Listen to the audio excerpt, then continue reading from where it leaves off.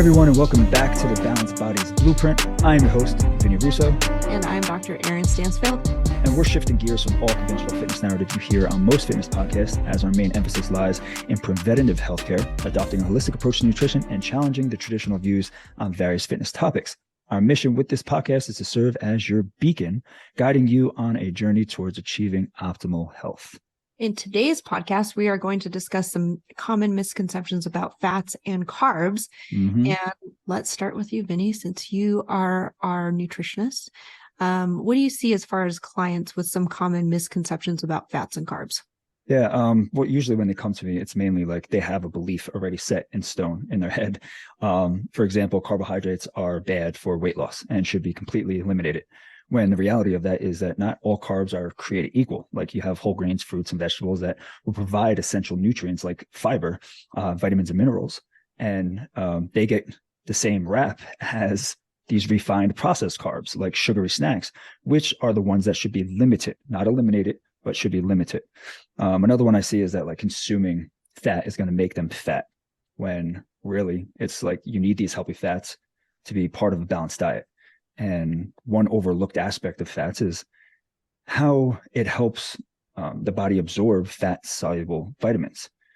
Whether you overeat fats or you overeat carbs, I mean, overeating in excess is what's going to lead to trouble with weight loss. But another quick one that just kind of popped in my head is saturated fats too, because they get a very bad rap. And excessive intake of saturated fats can lead to cardiovascular risks. But some types of saturated fat, like coconut oil, actually show positive effects. So I think it's just they come in with an idea and they believe it, and it's very hard to change their mind from that.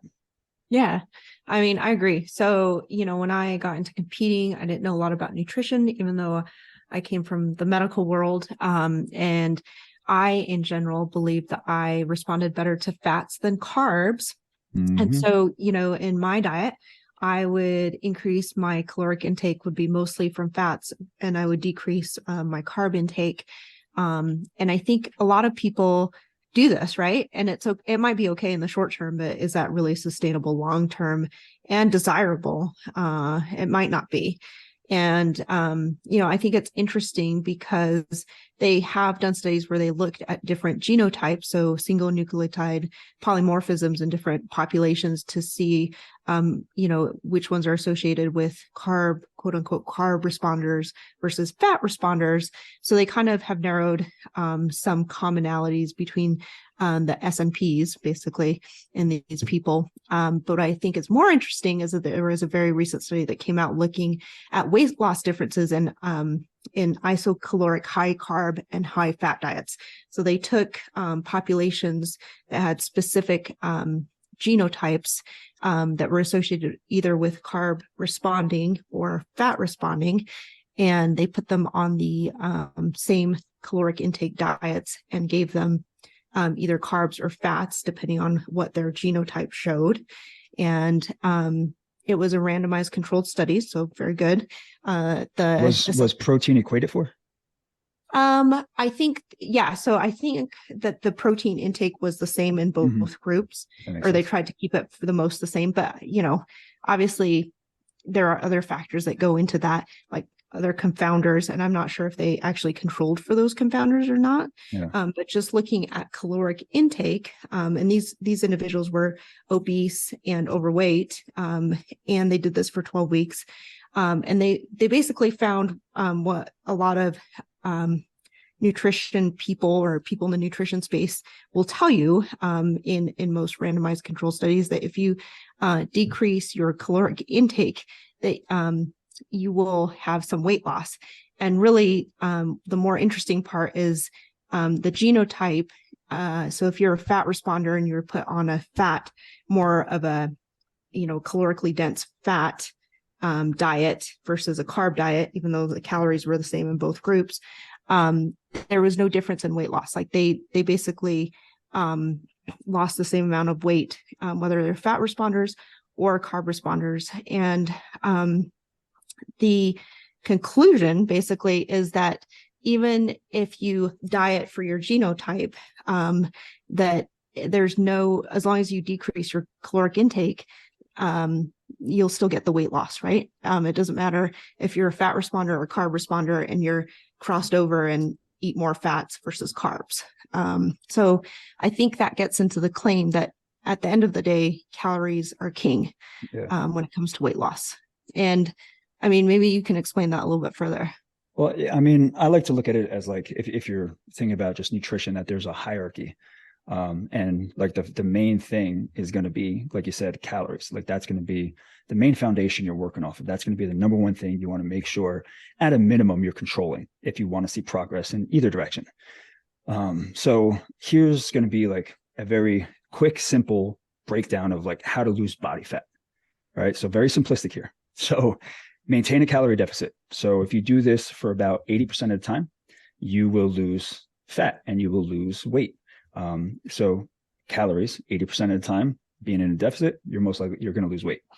If you top this calorie deficit with prioritizing protein, then you'll be losing weight, but more efficiently. Okay. So it's the hierarchy's going calories to protein. And then if you want to get into like exercise and stuff, if you add that in on top of the calorie deficit and prioritizing protein, then you're basically going to be burning fat and losing weight at your maximum potential. When it comes to the carbs and fats, those are interchangeable, is the way I like to look at them. Depends on your preference. Some days you could go higher in fat, some days you could go lower in fat. It's going to be totally up to you. As long as you're maintaining your protein intake and you're maintaining your calorie deficit. Now, if you're a training athlete, or if you're in the gym, I would utilize carbohydrates more so than fats, because there's a ton of research that supports carbohydrates having more of a benefit on performance and recovery and even hypertrophy over fats. So, but once again, if you're like Dr. Eryn, you're going to want to have more fats than carbs in your diet plan. So it's really it comes down to the preference, but that's the hierarchy. It's calories, protein, and then you got the fats and carbs that are interchangeable. Yeah, I mean, I definitely like peanut butter, and it'd be very difficult to eliminate that from my diet. I kind of wish you weren't eating it, because you go in with the fingers and your knuckles got peanut butter on them all the time. No, I do not. I remember you once told me about the Twinkie study. I never had actually heard about it. Yeah. But it's interesting that you bring up bring up the caloric deficit, right? And this goes to the point of like, if you maintain a caloric deficit, then you will lose weight.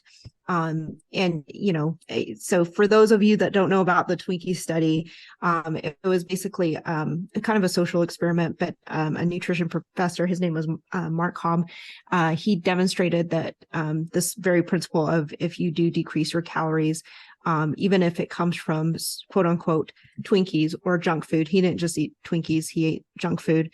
But if you control your calorie intake and stay in that deficit, you will lose weight. I think from a health perspective, one of the things that was interesting is his lipid panel actually improved over the short time that he did this experiment with the N of 1, right? So this isn't a scientific study. It's not recommended. Yeah. It wasn't published in any, scientific journal. It was mostly just a popular, a study that was covered by the media. But he did it for his students as a professor, right? Yeah, he did it for his students, and he wanted to prove to them that it could happen. So yeah. But I think the interesting part, like I mentioned, from a health perspective, is he did, improve his lipid panel, but a lot of that improvement was just associated with losing weight. So he was in the overweight, I think close to obesity range almost, and he actually brought his BMI down quite a bit. And that in itself will typically improve your lipid panel. Now, obviously, he did this for a very short period of time. It is not recommended for health reasons. Again, you go into like how nutritious is that? How would his lipid panel actually stay improved? I doubt it. And also how sustainable that is. I think it'd be hard to eat that much junk food. I think it sheds some light on how just reducing overall obesity will help your health out. And I think it's like an extreme, very simplistic demonstration of that. But I mean, we talked about it even earlier today in our meeting, and it's just like, hey, if we could just decrease the obesity, we could actually improve the health markers without so much of a focus on like, you need the Mediterranean diet or you need this, right? So I think that's important to understand, especially for people that are concerned about their health. Look at, how are you in terms of your body composition? Yeah, I think we have the tendency, like, especially in social media, you see so much information out there, it's very confusing. Mm-hmm. But if you are in the overweight or obese, and I'm talking about BMI is over 25, right? Medically, and I know medically speaking, and if you're talking to, any athlete, they hate BMI because it's not a great representation. What was my BMI? What was it, 30.3 or something like that? I think it was 31. 31, right? Yeah. Yeah. I'm So morbidly obese right now, guys, just so yeah, you know. not morbidly obese. You are technically obese, but yeah, it's not the best. Like I for would qualify for Ozempic. you technically would on some regard, the BMI definitely. Yeah. So I think that if we look at risk factors, just a decrease in BMI, even though, like I mentioned, it's not the best measure, especially in somebody who does have quite a bit of muscle, because muscle does weigh more than fat in general. So you might, taking into account body habitus, that will put you in a lower risk category if you just focus on weight loss. I obviously like to plug the resistance training because for multitude of reasons. But, if you're just looking at decreasing, health risk, you can look at, I just need to decrease my BMI. If you want to just keep it really simple, I just need to lose weight. Yeah. And losing weight is very, very, it's very simple, but hard to do. Okay.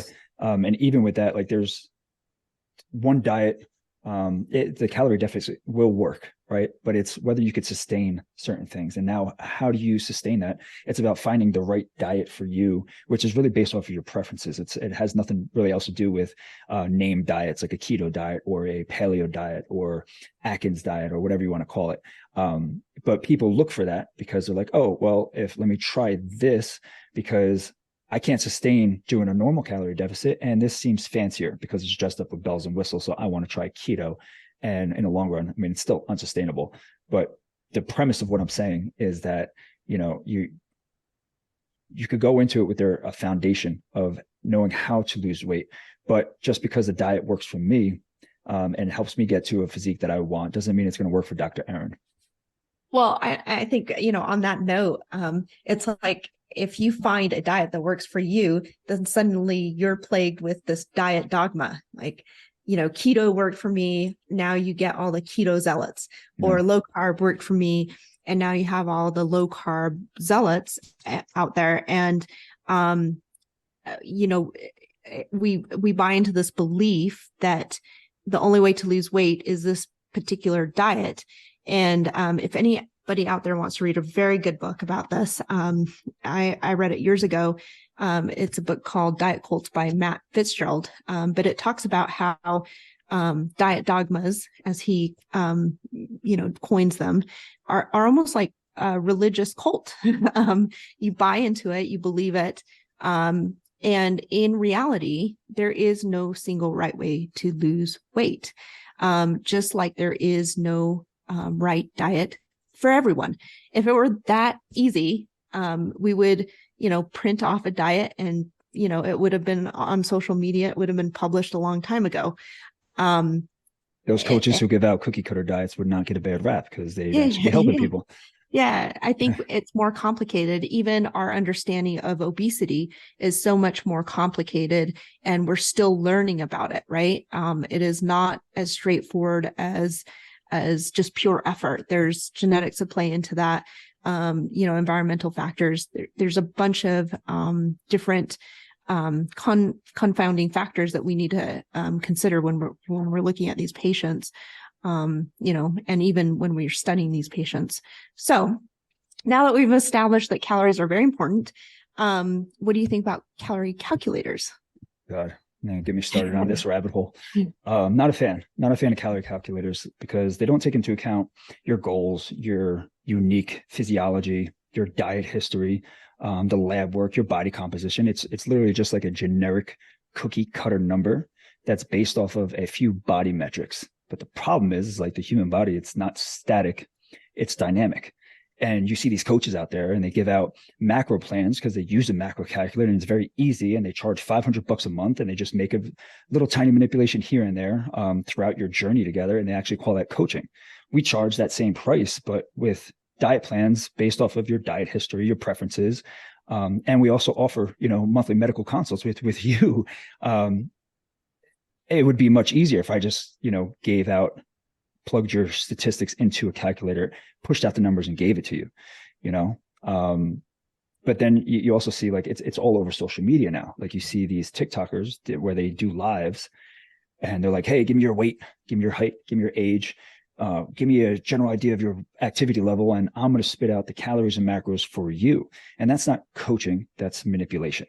They're making it seem like it's easier than it is. With me, I mean, I'm like, you need dieting history. You need your current eating habits. What are you doing now? Not just the individual metrics, because what you've been recently eating is going to be more of your maintenance. So like if there's an example where, let's just say, for example, Eryn, you've been eating, let's just say 1,500 calories per day, right? You plug your statistics into a calorie calculator and it pushes out 2,200 calories. So you're going to go from 15 to 22. What do you think is going to happen? You're going to go into a surplus because your metabolism is acclimated to the 1,500 calories, and all those calories on top, your body's not going to get rid of them. It's not stupid. It's like, oh, this is money. I'm going to put my money in my bank, and your bank is your fat stores, and it's going to store it away. And you're going to wonder why diets don't work for you. Well, don't base it off of just these calorie calculated numbers.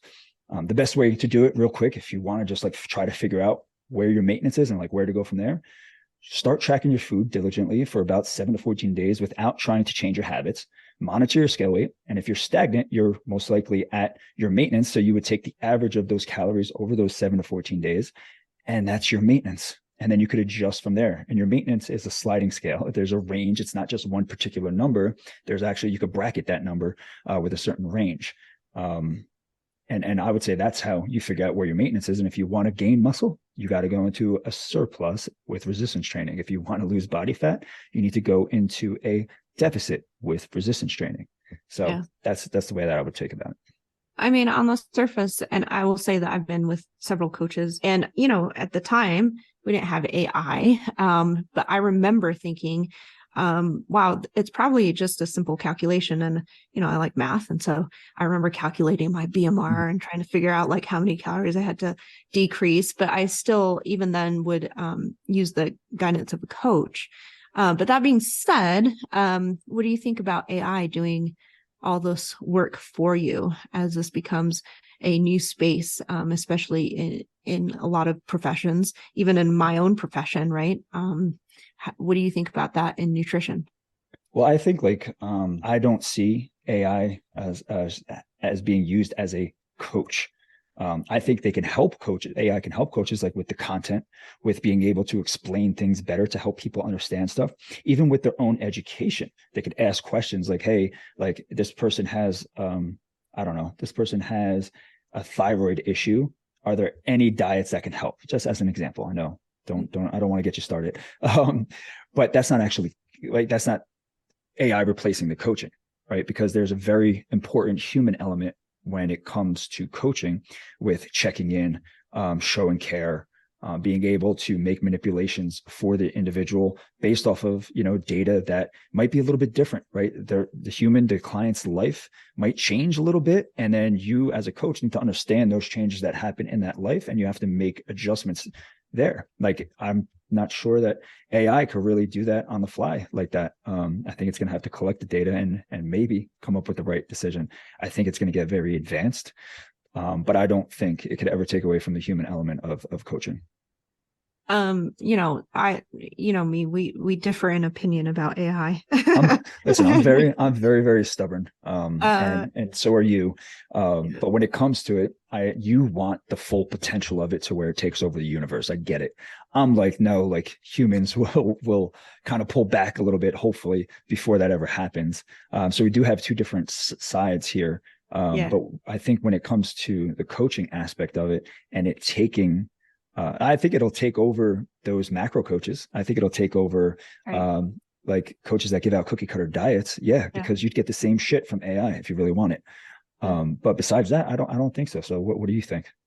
I agree with you. Like, I think that it is, if you look at it in a very simplistic way, it is at the end of the day a calculation, and you can go on to these platforms and try to figure it out for yourself. I mean, I did it. I did that before AI even existed, mostly because I was intellectually curious and I wanted to see, I wanted to work my way through the equation and to figure out like what, at what point, what percentage of calories I would have to cut and where I would be and what my body composition would look like at that point. And, it was learning for me. But I think one, I don't think AI is there quite yet. And two, I think if it were there, you said something to me that was very interesting. You said that a lot of clients need accountability. Mm-hmm. And I think that's true. And I see that on the medical side too, right? When I tell a patient, you have high blood pressure, or you have, your LDL is high, or you need to, rethink your diet, those sorts of recommendations. Usually I don't just say that one time. I usually follow up with them and see them again. And that follow-up is so important, right? Because at that point they can tell me what they're doing, if they've made progress towards their goal. And this is just talking in a clinical setting. This isn't what we do with our clients now, right? There's a lot more touch points than a clinical follow-up. Yeah. But it's that next visit that where the patient suddenly has to like explain, what they are considering or what they are trying to do in order to meet certain health metrics. And that's where the change happens, I think. Yeah. Yeah. And look, I know this episode is like about fats and carbs and the conundrum and the misconceptions there. We kind of took a little different turn of direction here. But going back just, on the whole carb versus fat idea, because I mean, if we keep talking this AI stuff, we're just going to keep going down rabbit hole. Yeah. So is there anything else that you want to talk about with the carb and fat conundrum, like misconceptions, or are you good to go? Well, I have one more question, and it has to do with, when I was looking at carbs and fats and thinking that carbs were bad, I was very much into glycemic load and glycemic index and keeping those at a certain level so that, in my thought process before I was more educated in the nutrition space as a lay person, not a nutritionist, I thought that I could, if I had kept my carbs at a low glycemic index, that I could better manipulate the weight loss that occurred. Mm-hmm. So can you kind of touch on that? Like, is glycemic index, glycemic load, is that important? If you do have carbs and in your diet, and can you still lose weight if you have things that don't fall in the low glycemic index category? I would say, yeah. I mean, it depends also on like your metabolic health as well. Like if you have any type of metabolic disease, like for example, something that deals with type 2 diabetes, then you have to take these things into account. I know that you were telling me when we first ever really started talking about diets, how you like to look at the glycemic index. And I'm always under the opinion that looking at the glycemic load would be just a little bit more important than the GI index, because it provides a more comprehensive picture of how the food is affecting those blood sugar levels. The glycemic index, when you look at it, it's just a numeric value that will rank a carbohydrate based on how quickly they will raise the blood sugar levels compared to a reference food, which is going to be typically glucose, right? So how fast, if you take a thing of glucose, here's how long it takes for it to raise your blood sugar. Compare that to when you eat an orange and you look at, and that'll show you the glycemic index. But it only takes into account the quality of the carbohydrate and not the quantity of it, right? The glycemic load, on the other hand, takes into consideration both the quality and the quantity of the carbohydrates in a specific serving of food. And this gives a more accurate estimate of how food will actually affect blood sugar levels. So to kind of sum that up, the glycemic load, it's going to consider the actual amount of carbohydrates in a serving of food, which is important because even with low GI foods, they can have a significant impact on blood sugar levels if consumed in large quantities. So by factoring in the quantity of the carbohydrates, the glycemic load provides more of a realistic reflection of the food's potential impact on blood sugar. Yeah, which is interesting. So, we're getting into the space of blood sugar, and, now we have these CGM machines that we can monitor our glucose with, or at least they're very popular on Amazon. And, I see a lot of people wearing them, and that's probably a different discussion for a different day. But I think unless you have some kind of pathology, which you alluded to, it becomes less important, right? Because how you process glucose, if you have a normal liver and you don't have a disease state such as diabetes, then these things become less important. Even monitoring your blood sugar throughout the day becomes less important. So I think that's a plug for maybe you shouldn't be checking your blood sugar all the time if you're not diabetic. But that's a different discussion for a different day. Yes, it is. And we could dive into the A1C and go into all that stuff. But let's wrap this up. So on behalf of Balanced Bodies, I just want to say thank you for joining us on this episode of the Balanced Bodies Blueprint. We're committed to bringing you valuable content. And if you enjoyed today's episode, please take a moment and leave a 5-star review. All my clients, or our clients, should be leaving 5-star reviews. Just kidding.